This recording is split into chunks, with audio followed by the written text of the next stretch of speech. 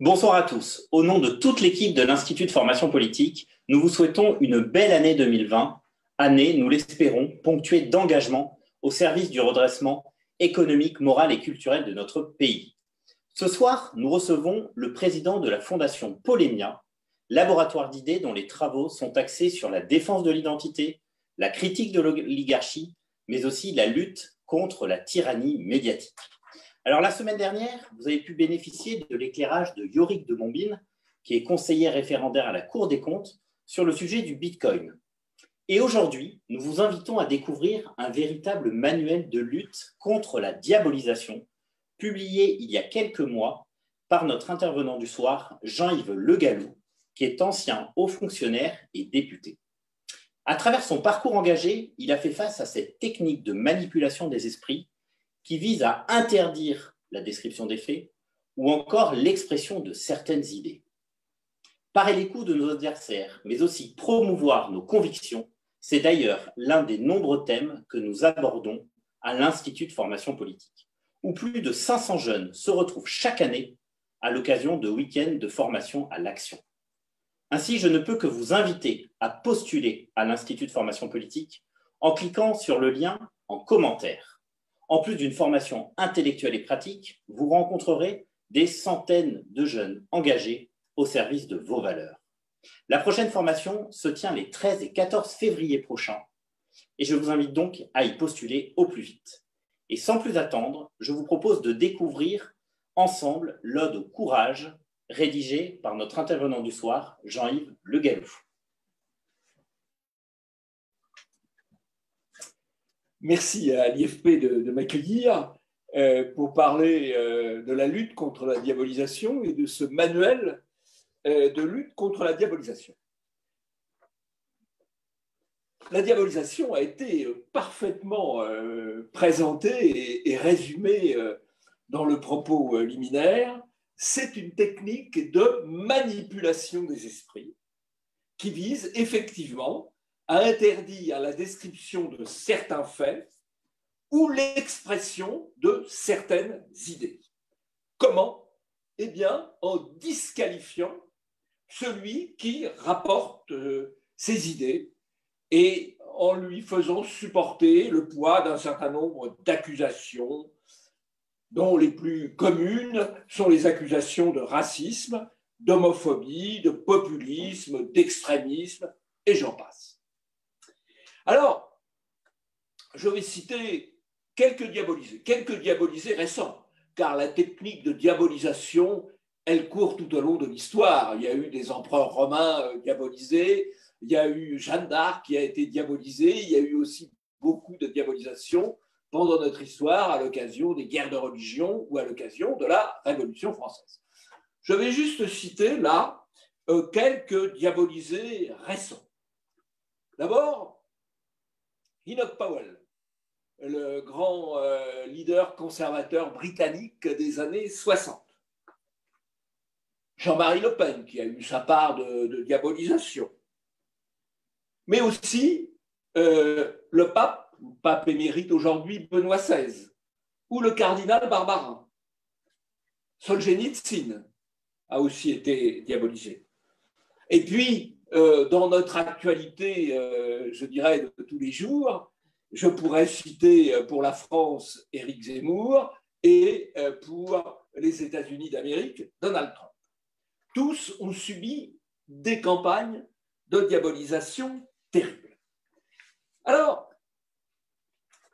en matière de diabolisation, quand quelqu'un se trouve diabolisé, la première question qu'on doit se poser, c'est pourquoi cet homme, ou cette femme, s'agissant de Jeanne d'Arc, mais c'est plus ancien, a-t-elle été diabolisé?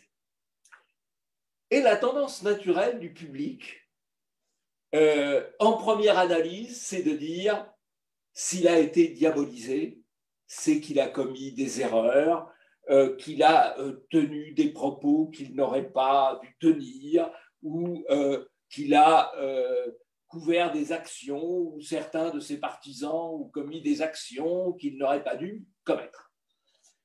Et donc, la première tendance, c'est de dire le diaboliser a eu tort. Et d'un certain point de vue, si on tient absolument à éviter toute forme de diabolisation, je connais la recette. Si on tient à éviter toute forme de diabolisation, il ne faut rien dire. Il ne faut en tout cas jamais sortir de ce qui est le cœur des convenances et le cœur du politiquement correct. Et à ce moment-là, on peut traverser la vie sans être diabolisé, ni de près et de loin. On aura traversé la vie, on n'aura peut-être pas laissé beaucoup de traces, mais on aura traversé la vie sans diabolisation. À partir du moment où on veut peser sur la réalité, on veut peser sur le débat d'idées, et pas forcément en se soumettant à l'idéologie dominante, aux intérêts dominants, aux tendances dominantes, eh bien, à ce moment-là, vous vous exposez à la diabolisation. Et bien sûr, le diabolisateur, comment il procède, le diabolisateur? Eh bien, il choisit des cibles. Il va voir que tel ou tel homme prend des positions qui ne sont pas convenables. Et donc, à partir de là, il va être pris pour cible par un certain nombre de forces idéologiques, médiatiques, financières. Et bien sûr, ces forces, eh bien, elles choisiront le bon angle d'attaque. Elles prendront ou elles créeront l'angle d'attaque qui permet de nuire et de discréditer, d'autant plus que l'angle d'attaque sera ensuite utilisé constamment et répété. En matière de propagande, qu'est-ce qui fonctionne? C'est l'orchestration. C'est-à-dire qu'un bruit, une rumeur, une attaque vient de différents milieux, même si la source est unique, et c'est la répétition. Alors, le diabolisateur va choisir, au fond, le point faible de la cuirasse de l'adversaire ou le propos qui aura été peut-être un peu plus en limite que les autres. Et donc, beaucoup de gens, peut-être de bonne foi, mais un peu naïfs, diront « Ah oui, mais il n'aurait pas dû dire ça, ou il aurait dû dire ça autrement, ou il aurait dû être plus prudent, etc., etc. » Alors, on va regarder les causes, pourquoi les hommes que j'ai cités ont été diabolisés. D'abord, le premier d'entre eux, Enoch Powell. Enoch Powell, c'est un homme politique britannique extraordinairement brillant, helléniste, professeur à Oxford, qui a fait une très belle guerre, ça remonte évidemment à assez longtemps, qu'il a fini colonel général des services britanniques, la personnalité la plus brillante du Parti conservateur depuis la fin de la guerre. Sauf que Enoch Powell était député conservateur à Birmingham et il a vu, de ses yeux vus, la population de Birmingham commencer à changer avec l'immigration pakistanaise. Et il l'a dit en 1968, c'est-à-dire avant tout le monde, avant le livre de Jean Raspail, Le camp des singes, j'aurais pu citer parmi les diabolisés aussi, Jean Raspail. Et donc, Enoch Powell a fait un grand discours, et c'est depuis quartier de Birmingham, d'où sont partis d'ailleurs, plus de 50 ans plus tard, des terroristes islamiques qui ont frappé à Londres. Et ce grand discours, il pose le problème de la cohabitation entre la civilisation européenne et l'islam. Mais il a été immédiatement attaqué. Il a recueilli un soutien extraordinaire de la population britannique. Il a reçu près d'1 million de lettres. À l'époque, il n'y avait pas de courriel, près d'1 million de lettres. Mais les médias l'ont démoli. Et les médias l'ont démoli sur une phrase. Il a dit, dans ce discours, « J'ai l'impression de regarder ce pays élever frénétiquement son propre bûcher funéraire. Je contemple l'avenir et je suis rempli d'effroi. Comme les Romains, je vois confusément le Tibre écumant de sang, citant ainsi Virgile. Et c'est cette phrase qui a été retenue, qui a été sortie du contexte et qui fait que Enoch Powell a été diabolisé, marginalisé, et que la porte de Downing Street, la porte du poste de Premier ministre britannique, lui a été fermée à vie. Alors, là, je reprends Enoch Powell, 1968. Si je viens maintenant dans l'actualité presque quotidienne, qui est diabolisé, le plus diabolisé aujourd'hui? C'est Trump. Alors pourquoi Trump est-il diabolisé? Eh bien, pour deux raisons. La première, c'est qu'il est en rupture avec toutes les formes de progressisme, toutes les formes de progressisme visant à nier les différences entre les hommes et les femmes, entre les races, entre les cultures. Il est en opposition à cela. Et puis, il y a eu la contestation qui a amené effectivement une surdiabolisation. Il a contesté les résultats de l'élection présidentielle américaine, estimant qu'il y avait eu fraude électorale. C'est d'ailleurs assez classique que dans toutes les élections, en particulier aux États-Unis, où il y a une très longue histoire de la fraude électorale, il y a eu au moins récemment, en dehors de l'élection actuelle, deux élections très contestées. L'élection de Bush, le fils, puisque Al Gore était élu jusqu'à quelques jours de la décision définitive, et les élections de Floride ont été à minima controversées, on va dire. La Floride, dont le gouverneur était d'ailleurs le frère de Bush qui a été élu, et puis l'élection de Kennedy en 1960, qui a été obtenue par la fraude de Chicago et sans doute aussi la fraude du Texas, dont le vice-président était l'un des élus. Donc c'est assez fréquent, et il y a beaucoup d'histoires. En Pennsylvanie, il y a eu sur une affaire locale 60 personnes qui ont été condamnées pour fraude électorale dans une seule affaire au cours des 20 dernières années. Donc la fraude, c'est fréquent. Ça existe d'ailleurs dans d'autres pays que les États-Unis, bien sûr. Et donc, qu'il y ait une contestation, même il y a 4 ans, les démocrates avaient contesté les résultats de Trump. Qu'il y ait contestation, c'est finalement assez normal, mais il y a eu une volonté d'interdire cette contestation. Je n'irai pas sur le fond du dossier, je citerai juste une chose, simplement à titre de réflexion. Les élections américaines ont été acquises avec motif Covid, entre guillemets, la participation, le vote par correspondance d'une centaine de millions d'électeurs. Il faut savoir que le vote par correspondance n'existe dans aucun pays européen, sauf un, je crois, et encore avec des limites, et qu'il a été supprimé en France en 1975, avec cet argument qui avait fait à l'époque la une du Monde, le vote par correspondance est supprimé pour essayer de limiter la fraude. Donc, qu'il y ait eu contestation des élections par Trump n'est en rien scandaleux, mais c'est le motif, c'est un motif de diabolisation supplémentaire. Alors, si je sors du champ immédiatement politique, et que je me tourne vers des hommes d'église, Benoît XVI a été diabolisé.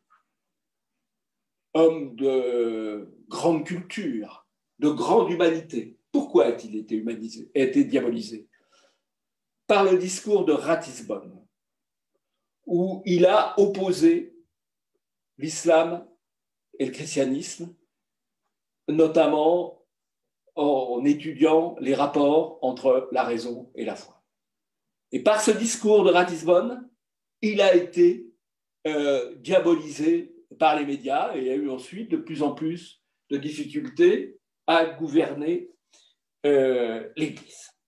L'autre homme d'Église qui a été diabolisé, c'est le cardinal Barbarin, qui a été diabolisé. Le prétexte qui a été trouvé pour le diaboliser, c'est qu'il avait eu dans son diocèse des prêtres qui, dans une période très antérieure à son arrivée à la tête du diocèse de Lyon, avaient été suspects, voire condamnés de faits de pédophilie. Et donc, il y a eu une campagne intense contre lui, avec des procès qu'il a fini par gagner, mais qui l'ont démoli. Pourquoi a-t-il été diabolisé, Monseigneur Barbarin? Pourquoi? Parce que des problèmes dans les diocèses, il y en a eu malheureusement d'autres que dans Lyon. Pourquoi a-t-il été diabolisé?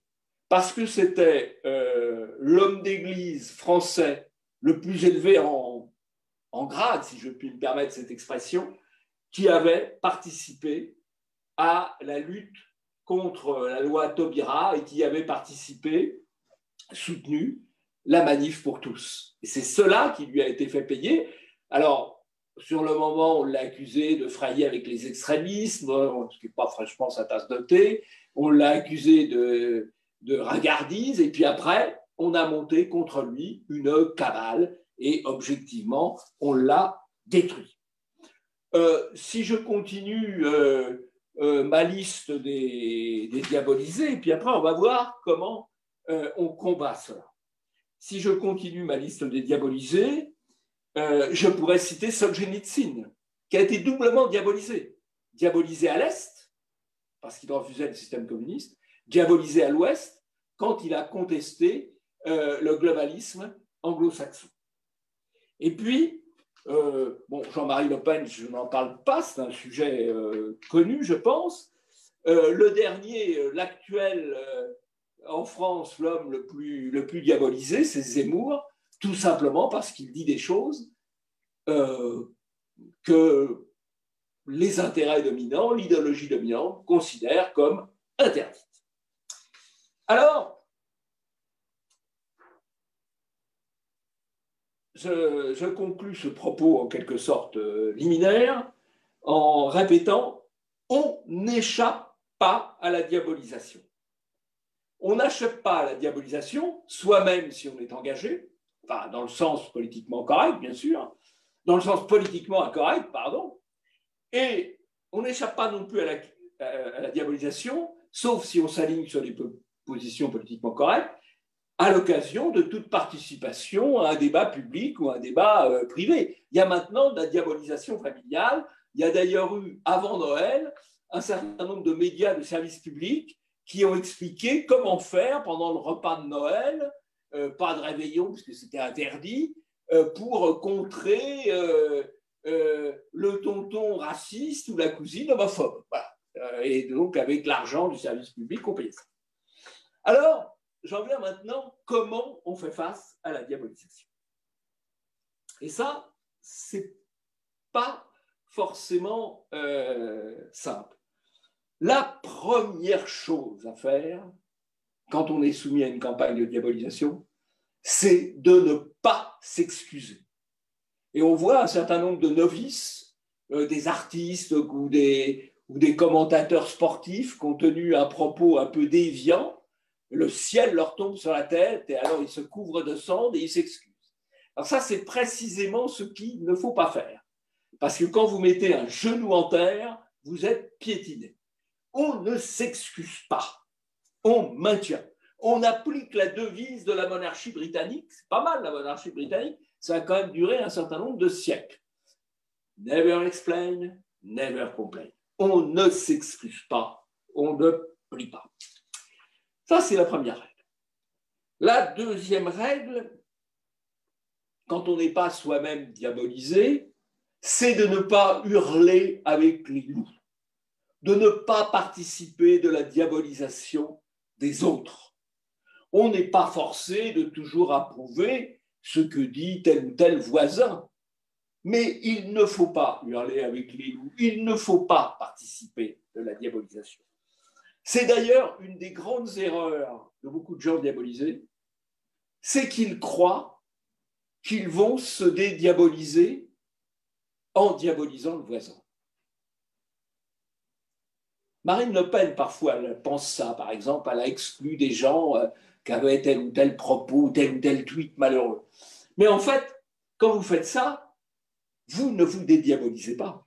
vous renforcez la diabolisation, puisque vous reconnaissez que les diabolisateurs ont raison. Et donc, si les diabolisateurs ont raison, quand ils diabolisent votre voisin, voire vos élus, voire vos collaborateurs, mais s'ils ont raison quand ils diabolisent le monde qui est autour de vous, mais ils ont aussi raison quand ils vous diabolisent. Et donc, croire qu'on se diabolise en diabolisant son voisin, c'est une sottise. On ne se diabolise pas, on renforce la diabolisation. Et ça, c'est un peu contre-intuitif, parce que tout le monde a tendance à dire, oui, mais écoutez, moi, je dis ça, mais là, à côté, vraiment... Alors, on n'est pas forcé d'être d'accord avec ce que dit le voisin, mais il faut mieux éviter de participer à la curée générale. Alors, l'autre règle, c'est d'assumer ce qu'on a dit, de ne pas concéder. Je prends un exemple. Il y a eu toute une campagne, entre guillemets, venue des États-Unis, comme beaucoup de choses, Black Lives Matter, reprise en France d'ailleurs, avec l'affaire Traoré, etc. Et, au fond, la police, dans les deux cas, a été mise en cause, sous prétexte qu'elle était raciste, puisqu'il y avait plus d'incidents avec les Noirs et qu'il y avait plus d'interpellations de Noirs que du reste de la population, et plus d'interpellations en France d'immigrés que du reste de la population. Eh bien, il ne faut pas accepter l'accusation de racisme, tout simplement en faisant valoir les faits, c'est-à-dire la proportion qu'il peut y avoir au sein de populations comparables entre les gens qui vont être interpellés par la police, les populations au sein desquelles des gens vont être interpellés par la police, et les populations au sein desquelles il y a de la délinquance. Et on s'aperçoit qu'il y a une proportion. Si la police interpelle davantage un musulman de 18 ans qu'une chinoise bouddhiste de 70 ans, c'est parce qu'on ne les retrouve pas dans les mêmes proportions parmi les populations délinquantes. C'est comme ça, ce sont les faits. Et c'est d'ailleurs parce qu'il assume ce genre de faits que Zemmour est diabolisé, et en même temps, c'est parce qu'il ne plie jamais sur ces faits qu'il est toujours en place. S'il avait commencé à s'excuser, il aurait été liquidé, balayé très rapidement. Donc, il faut assumer, défendre les positions et refuser les accusations. Il faut aussi transgresser et ne pas hésiter, dans certains cas, à une certaine forme de provocation, en tout cas de transgression. Je citerai l'exemple là, de Bousquet, le directeur de la nouvelle librairie. Il a installé une nouvelle librairie de droite dans le quartier de Latin. C'est une horreur absolue, attaquée régulièrement par les antifas, mais il tient totalement sa position. Lorsque Zemmour est venu, il y avait une journaliste, Salia Braquilia, je crois, de Quotidien qui était là. Il ne l'a pas laissé rentrer en lui disant « Vous n'êtes pas journaliste. Vous êtes des désinformateurs, vous n'êtes pas journaliste. » Il a assumé. Il ne s'est pas excusé, il ne lui a pas dit « Je vous en prie. » Non, dehors. Voilà. Il a assumé et refusé. Et donc, ils ont été désarmés. Ils ont été désarmés parce que comment diaboliser quelqu'un qui dit « Mais votre diabolisation, je m'en fous. » Une librairie, le problème d'une librairie, c'est que dans une librairie, vous avez des livres. Alors ça, c'est terrible, les livres, parce que si vous avez des milliers de livres, y compris des livres d'occasion, il va y avoir des livres d'auteurs diabolisés, y compris d'auteurs diabolisés qu'on a réédités ou qu'on réédite encore. Mais... Et donc, le petit jeu du média va être de dire « Ah, il y a tel livre là, en montant sur l'escabeau, j'ai trouvé tel livre qui ne devrait pas y être, etc. » Eh bien, comment ont-ils fait? Ils ont assumé, ils ont publié un livre sur les écrivains maudits. Les écrivains diabolisés, y compris pour la période terrible de la Seconde Guerre mondiale. À partir de là, ce n'est pas la peine que le journaliste des informateurs, il aille chercher le livre qui ne va pas bien, puisque de toute façon, bah, c'est assumé, ça fait partie de l'héritage intellectuel et littéraire général. Donc, il faut transgresser. Il faut, je l'ai dit un petit peu, briser les tabous.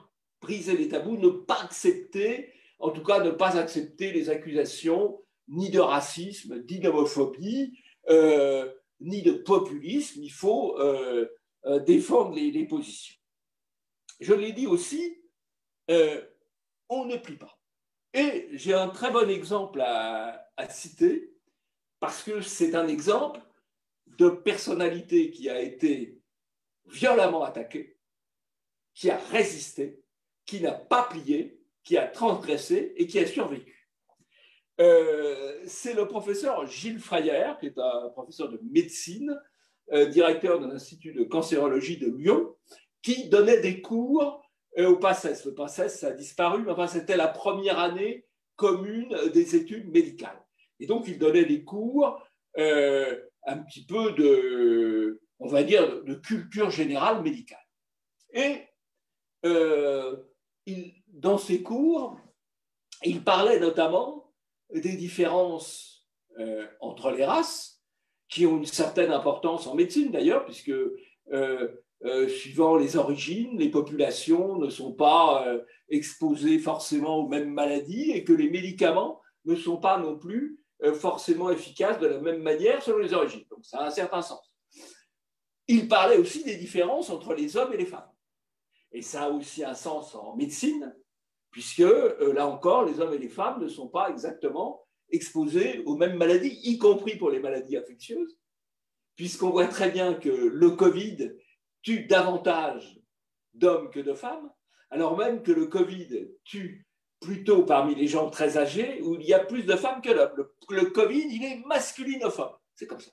Bon, voilà. Et donc, alors il a fait ça, il développait ça de manière tout à fait scientifique. Ça a évidemment scandalisé un certain nombre d'étudiants qui ont monté une cabale contre lui et qui ont obtenu évidemment des articles de presse et bien entendu, il a eu un certain nombre de confrères, de proches qui lui ont dit écoute, excuse-toi, peut-être abandonne tes postes pour sauver l'institution. Et il a refusé. Le ministère a diligenté une enquête de l'Inspection générale de l'éducation nationale. Il y a fait face, il a résisté, il a obtenu gain de cause, il est encore en place. Voilà quelqu'un qui se serait excusé, qui se serait aplati. Non seulement il aurait perdu son honneur, sa dignité, mais il aurait aussi perdu ses positions. Donc il faut tenir, ne jamais plier. Et puis, il ne faut pas en rester là. Il faut contre-attaquer. Contre-attaquer et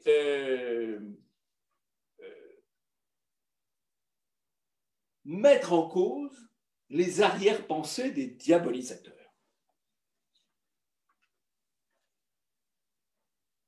Mettre en cause les arrière-pensées des diabolisateurs. Les diabolisateurs portent des intérêts.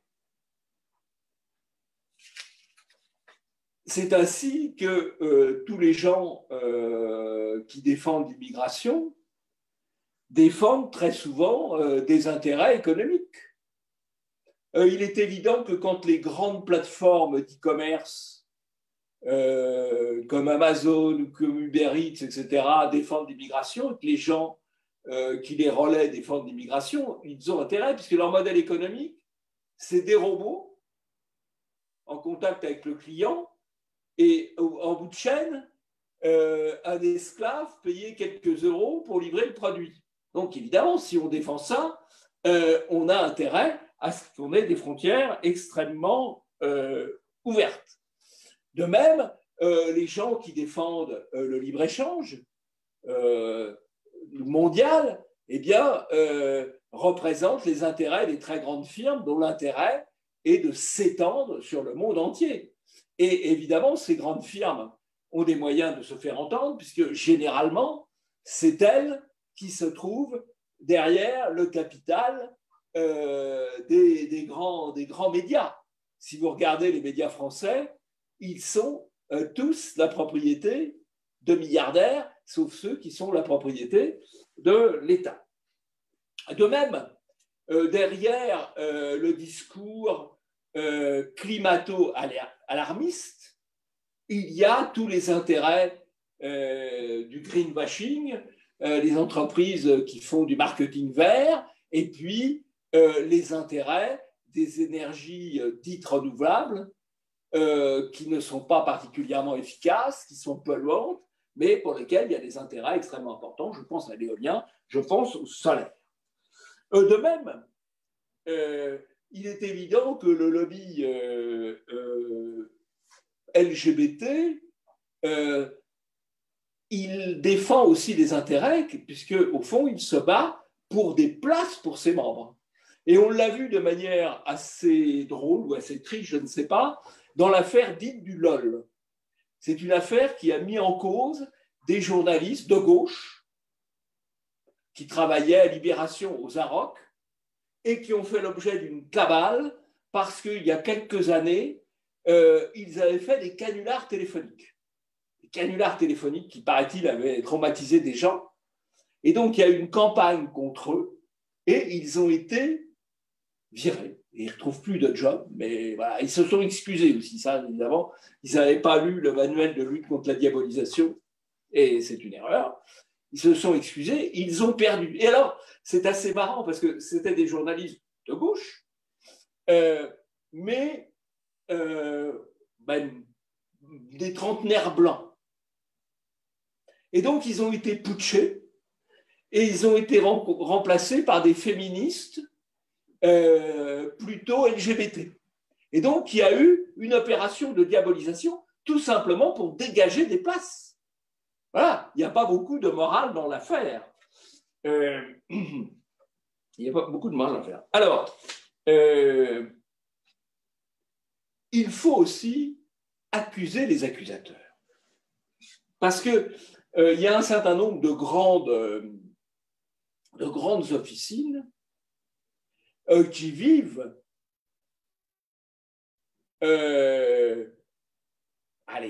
d'une certaine forme de pression, voire de chantage, sur le thème subventionnez-nous, c'est une police d'assurance. Ou subventionnez-nous, nous vous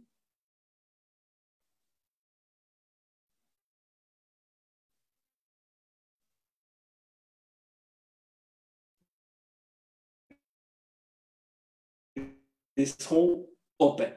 Il y a eu une affaire, il a publié une affiche, une publicité, où ils étaient tous d'ailleurs en petite tenue, mais enfin c'est assez logique, ça correspond au produit, et il y avait une vingtaine de collaborateurs et de collaboratrices, tous blancs. On a dit, mais c'est pas possible. Et donc, ils se sont immédiatement excusés. Et puis après, ils ont des collaborateurs qui ont fait un réveillon un peu olé olé, ils ont été à nouveau accusés, ils se sont à nouveau excusés, et ils sont, tenez-vous bien, demander à SOS Racisme d'assurer la formation de leur personnel. Et donc, ces associations, ces officines, ils vivent de subventions, ils vivent de formation, et évidemment, quand ils mettent en cause telle ou telle personne, ma foi, ça leur permet de vivre.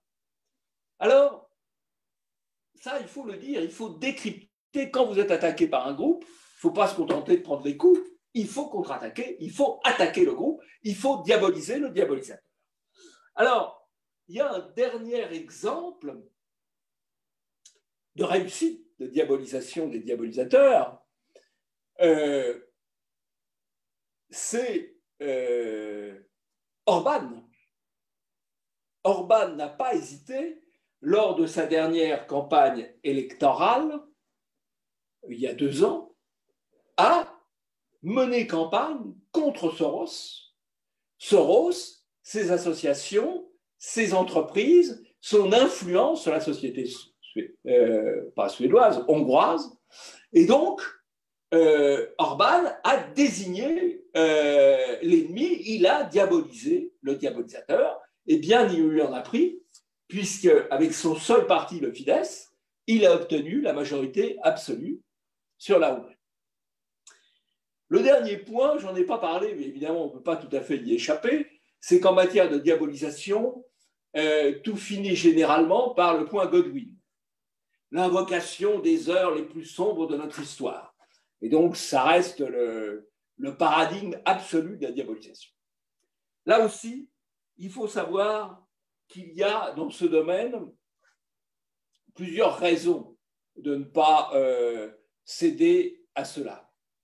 D'abord, la première raison, c'est que l'abus du procédé, le fait que ceux qui recourent à ce procédé n'ont souvent pas d'argument. Ensuite, le fait que malgré tout, la Seconde Guerre mondiale est terminée depuis maintenant 75 ans, bientôt 76 ans, et que toute l'histoire ne peut pas se réduire à cette période tragique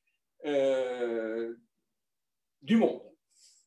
La dernière raison, c'est qu'il y a un cynisme absolu dans l'utilisation de cet argument du point Godwin. Je reste en Hongrie.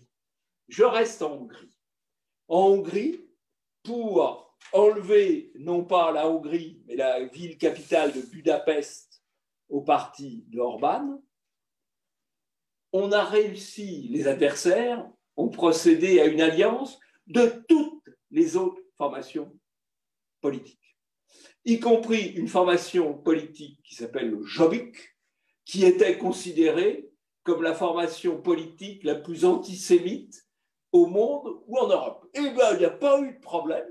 Il n'y a pas eu de problème quand il s'est agi de faire une coalition contre Orbán.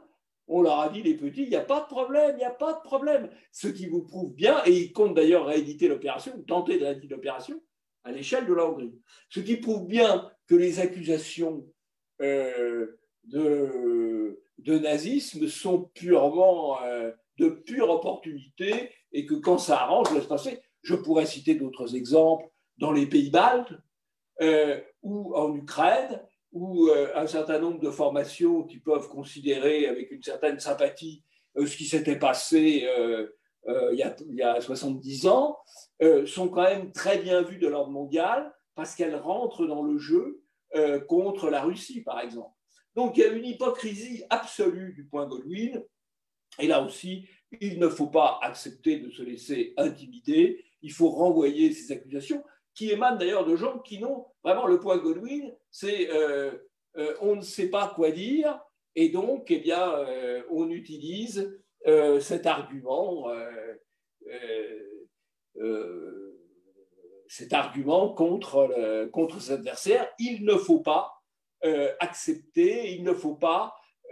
accepter ce type d'accusation. Voilà.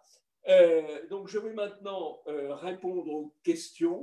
Je crois vraiment que ce qu'il faut retenir pour tous ceux qui veulent se battre et contre le politiquement correct, ne pas accepter le diktat du politiquement correct, eh bien, il faut faire cette gymnastique de résistance intellectuelle et de résistance morale.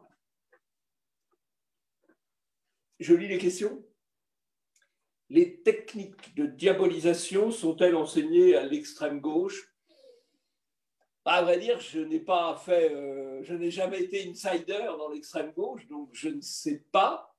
Mais je pense qu'il y a beaucoup de mimétisme en la matière. Et donc, l'extrême gauche est effectivement à la manœuvre, et ensuite elle est recopiée par les autres. Il suffit de voir, par exemple, aujourd'hui dans les médias français, l'aura dont jouit le Mediapart, par exemple, qui applique ces techniques-là de manière systématique en lançant des campagnes contre telle ou telle personne, et d'autres les reprennent ensuite. Les médias se mettent-ils d'accord pour diaboliser? Alors, je crois vraiment, là je vais un peu me répéter, je ne crois pas au chef d'orchestre unique. Il n'y a pas forcément une personne qui va dire il faut faire cela. Mais il y a un ensemble de forces qui font qu'on va bien, dans quel sens il faut aller et surtout dans quel sens il ne faut pas aller. Et ensuite, il y a le mimétisme. Tout le monde se copie. Je prends un exemple, mais le gars avait bien résisté. Ce qu'on a appelé, il y a quelques années, l'ophtalmo-raciste. C'est un ophtalmo qui avait été accusé de manière tout à fait injustifiée par un patient arabe d'avoir refusé de soigner sa fille, soi-disant parce qu'elle était arabe. En fait, ce n'est pas ça. Le gars était rentré dans le cabinet au moment où le praticien consultait avec quelqu'un d'autre, était en consultation avec quelqu'un d'autre, donc il lui a demandé de sortir. Mais tous les journaux ont repris, par pur mimétisme, l'accusation, et le malheureux a eu beaucoup de mal à faire entendre au bout de 96 heures qu'il n'était pas coupable. Voilà. Mais là, je ne pense pas qu'il y ait eu... c'est des phénomènes de contagion. Ça se propage, bah tiens, c'est un peu l'actualité, ça se propage de manière virale. Il y en a un qui le fait et ça circule. Dans votre parcours, avez-vous vu des personnalités céder devant la diabolisation, c'est-à-dire se toucher? Oui, oui, énormément, énormément. Le réflexe naturel, c'est de s'excuser, de plier et surtout, généralement, l'entourage est dans cette direction. L'entourage est dans cette direction, l'entourage qui n'est pas habitué au combat politique, au combat idéologique et qui n'en mesure pas ni la violence ni la mauvaise foi, a tendance à dire il faut s'excuser, il faut s'aplatir. Et ça, ce n'est pas la bonne méthode. Encore une fois, aplati égale piétiner. Avez-vous en tête des personnalités de gauche qui ont été diabolisées? Ben oui. Ah mais beaucoup. Beaucoup, je vais en citer plusieurs. Alors bien maintenant, ils sont plus de gauche. Mais je vais prendre Christine Tazin et Pierre Cassin. Ils viennent de la gauche de la gauche. Cassin a été à la LCR et Cassin a été syndicaliste au syndicat du livre. Christine Tazin vient des milieux féministes de gauche, militants, etc. Il se trouve qu'ils ont été frappés dans les années 90-2000 par la montée de l'islam, qui leur a paru un véritable danger par rapport à leurs valeurs, par rapport à l'universalisme de la République, par rapport à la laïcité. Et donc, ils ont créé Riposte laïque. Au bout de quelques mois, quelques années, ils ont été qualifiés d'extrême droite. Et maintenant, vous voyez, on vous cite Christine Tazin et Pierre Cassin d'extrême droite. Voilà, diabolisation. Autre diabolisation, Renaud Camus. Renaud Camus, il a été au Parti socialiste, il a milité en son temps au Front homosexuel d'action révolutionnaire, ce n'est pas forcément un mouvement typique de l'extrême droite. Eh bien, à partir du moment où il a vu de ses yeux ce qu'il a appelé le grand remplacement, qu'il l'a nommé, il a été diabolisé. Je pense que certaines personnalités, et les personnalités de gauche, pourquoi les personnalités de gauche qui ont parfois tendance à s'inquiéter de la mondialisation et du libre-échange, restent très prudents sur l'immigration, parce qu'ils ont peur d'être diabolisés. Et ils savent que s'ils franchissent la frontière, qui les conduit à dire on est contre la libre circulation des marchandises, on est contre la libre circulation du capital, mais on est aussi contre la libre circulation des hommes et des migrations, à ce moment-là, le coup près de la diabolisation va tomber, bien sûr.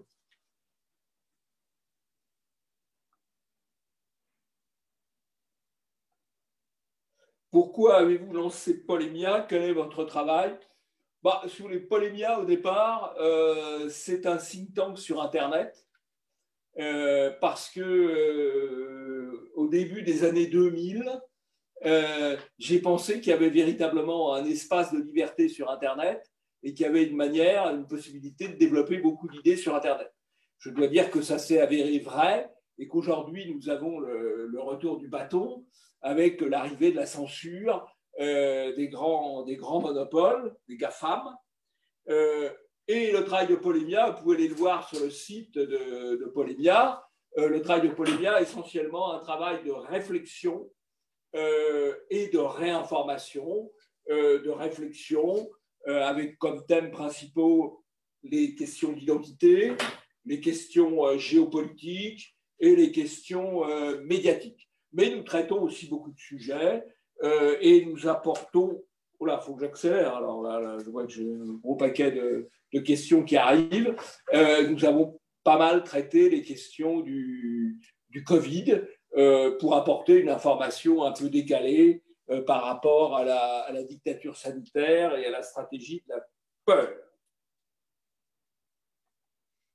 La diabolisation est-elle due à la pensée unique dans les écoles de journalisme? Oui, alors je crois en fait qu'une bonne partie quand même de ces gens-là sont des infirmes, intellectuellement. Ils ont beaucoup de mal à comprendre qu'il puisse y avoir une pensée différente de la leur. D'ailleurs, dans les écoles de journalisme, on ne leur apprend pas à dire ce qui est vrai, on leur apprend à dire ce qui est bon. Et on leur apprend à être, entre guillemets, responsable, c'est-à-dire à mettre en avant une information qui va faire penser les gens dans le bon sens et à mettre sous la table, enfouir une information qui amènerait les gens à ne pas passer dans le bon sens. Donc, il y a une responsabilité des écoles de journalisme. Heureusement que l'IFP a lancé une école de journalisme concurrente. Alors, juste d'ailleurs là-dessus, je rebondis. Ce qui est grave dans le mode de censure des grands réseaux sociaux, je pense notamment à Twitter, c'est que c'était quand même un lieu où la pensée politiquement correcte pouvait être en contact avec la pensée politiquement correcte, et réciproquement d'ailleurs. Et donc, à partir du moment où, si la censure se poursuit telle qu'elle a commencé dans la foulée de l'élection de Biden, eh bien, les politiquement corrects vont être encore plus abrutis qu'avant. Ce qui est quand même un peu dommage, un peu triste.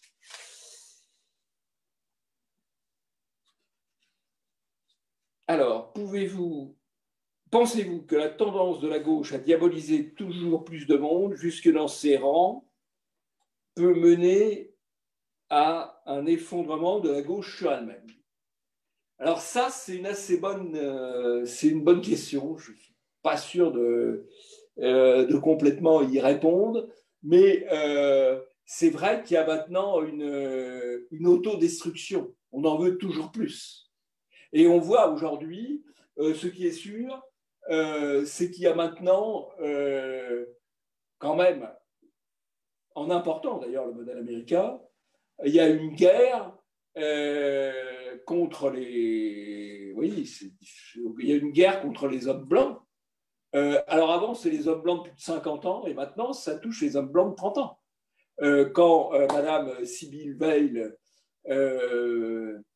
nous dit que la priorité de Radio France, c'est de recruter de la diversité et pas de la diversité politique. Mais et c'est pour éliminer, d'ailleurs, elle va licencier 320 personnes pour en recruter 260 sur des critères différents. Alors, jusqu'où ça peut aller? Il y a un moment où je pense qu'il va peut-être y avoir quand même une prise de conscience chez certains éléments de gauche que leur tour est venu. De toute façon, la révolution mange les enfants. Hein. Ça s'est vu. L'avantage de la Révolution française, c'est que ça a été court, finalement. C'était un peu rude, mais c'était court, puisqu'on est passé de la terreur à Thermidor en 3 ans. La Révolution russe, ça a été un peu plus long. Là, peut-être qu'un jour, il y aura un Thermidor, peut-être. Mais c'est vrai qu'il y a... La gauche se mange elle-même. La gauche, on voit d'ailleurs les tendances. Aujourd'hui, c'est la gauche, entre guillemets, indigéniste, qui est en train d'essayer de faire la peau de la gauche républicaine ou universaliste. Il n'est pas impossible d'ailleurs qu'il y ait des arrière-plans de ce type, dans l'affaire du Hamel, indépend de l'ignominie de ce pédocriminel. Il y a probablement un règlement de compte plus global peut-être, mais je ne sais pas. La diabolisation n'a-t-elle pas comme source l'État? Je pense que la force principale de la diabolisation, c'est quand même les officines idéologiques et les médias. Mais l'État, évidemment, se met à la remorque de ces officines, et notamment l'État à travers de la justice, parce que la justice est utilisée pour la diabolisation. Le schéma typique, on l'a vu plusieurs fois appliqué au cas d'Éric Zemmour. Éric Zemmour qui a un propos généralement exact, mais sorti du contexte, présenté comme absolument horrible. Il y a une campagne médiatique. Dans l'enchaînement de la campagne médiatique, on annonce des poursuites judiciaires. Les poursuites judiciaires renforcent la campagne médiatique, nourrissent la campagne médiatique. Le procès en première instance renourrit la campagne médiatique. Et tout ça jusqu'à l'appel. Souvent, d'ailleurs, Zemmour perd en première instance, mais beaucoup de procès de ce type sont perdus en première instance, gagnés en appel. Mais le mal de la diabolisation a couru indépendamment du final, si je puis dire. Et donc, de ce point de vue-là, c'est l'État qui participe de la diabolisation, l'État en mettant les forces de police pour enquêter et les forces de justice pour condamner. Alors, oui, alors que pouvez-vous nous dire d'une technique de diabolisation ressemblant au point Godwin, à savoir le fait d'invoquer les privilèges que quelqu'un qui aurait rendu son propos biaisé d'office. Le mâle blanc cisgenre, par exemple. Ça, c'est sûr que c'est pas le bon plan aujourd'hui d'être mâle blanc cisgenre, c'est sûr. Alors oui, effectivement, ça c'est une technique de diabolisation. Mais vous savez, dans la diabolisation, il y a la disqualification. Et effectivement, la disqualification par l'origine, finalement. Vous êtes homme, vous êtes blanc, vous êtes cisgenre, hétéro peut-être, je ne sais pas, enfin bref, par définition, vous êtes disqualifié. Or, dans le débat, il n'y a absolument aucune raison de disqualifier pour cette raison-là. Comment lutter contre la guerre des mots et des concepts lancés par la gauche? Progrès perçu positivement, conservatisme est un terme souvent péjoratif. Alors, la novlangue, c'est très important. On a d'ailleurs consacré à Polémia, enfin, j'ai consacré avec Michel Geoffroy à Polémia, un ouvrage qui a eu déjà 4 éditions sur la novlangue. La novlangue, elle est en création permanente, ce qui est le plus difficile pour la novlangue, parce que pour la diabolisation, la règle, c'est de ne pas céder, de ne pas plier. Pour la novlangue, c'est de ne pas l'utiliser. Et ça, c'est pas facile, parce qu'on est tellement baigné dans le flux d'informations, dans le flux des dièses, etc., qu'on a tendance à ne pas utiliser les bons mots. Je prends un exemple. Personnellement, j'évite d'utiliser le mot migrant, qui est un terme qui vise à faire passer comme acceptable une invasion de clandestins. Voilà. Et donc, il faut éviter de... Mais ça nécessite un exercice permanent. Il faut utiliser son propre vocabulaire avec son propre sens. Alors, redonner du positif à des mots, c'est pas simple. Ça se fait pour le conservatisme. Honnêtement, le conservatisme est un terme qui reprend du poil de la bête, alors qu'il a longtemps été considéré... Alors, le conservatisme, ça ne diabolisait pas. C'est presque pire, ça ringardisait. Voilà. Pourquoi avez-vous écrit ce livre, Un déclic lié à l'actualité? Non. Non, le livre a été servi par l'actualité, si je puis dire, puisqu'il y a eu Zemmour, il y a Trump, il y a... Non. J'ai eu une commande, en fait, de l'Institut Iliade et de la Nouvelle Librairie, et je l'ai fait avec plaisir, parce que c'est un sujet sur lequel j'ai quand même beaucoup réfléchi, pas mal vécu, et j'ai profité du premier confinement pour le faire, voilà. Mais il n'y a pas eu de déclic d'actualité particulier, non. Avez-vous l'impression que la parole se libère dans les médias? Elle s'est un peu libérée. Alors, je crois qu'il y a deux choses à distinguer. Sous l'effet de la libération de la parole sur les réseaux sociaux, il y a un certain nombre de médias alternatifs qui se sont développés. Il y a des médias alternatifs, par exemple, comme TV Liberté ou comme Russia Today, par exemple, mais il y a des médias à la limite du mainstream et de l'alternative qui se sont aussi développés. On peut penser à Valeurs Actuelles en presse écrite ou à CNews. CNews, dont les audiences ont littéralement explosé. Or, pas toutes les audiences d'ailleurs. Les audiences des débats de Pascal Praud et les audiences des débats de Zemmour. Zemmour, quand il est arrivé, il y avait 80 000 spectateurs sur son créneau horaire. Il est passé à 800 000. Il n'a pas fini. Donc, il y a eu ça. Il y a eu au départ les réseaux sociaux, puis les médias alternatifs, et avec l'effet des médias alternatifs, une extension vers des médias un peu plus mainstream, où il y a un petit peu plus de débat. Bon, ça n'a pas encore atteint ni le JT du 20h, ni le JT de 20h de France 2 ou d'Antenne 2, mais ça a un peu débordé. Ce qu'on peut craindre, c'est une nouvelle glaciation sous l'effet de la censure des réseaux sociaux.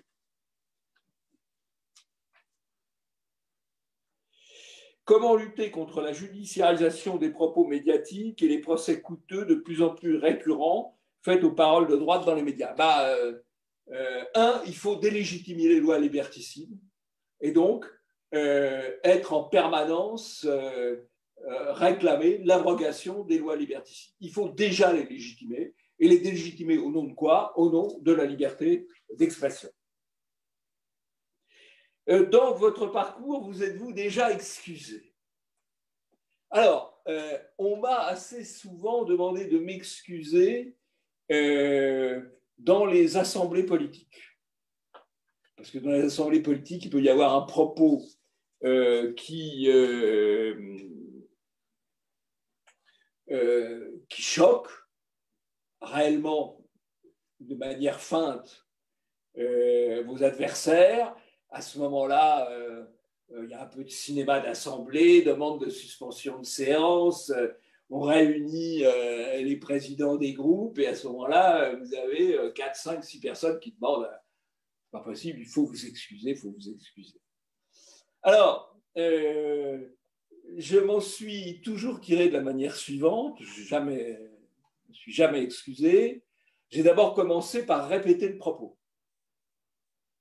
Tel propos, s'il a pu choquer,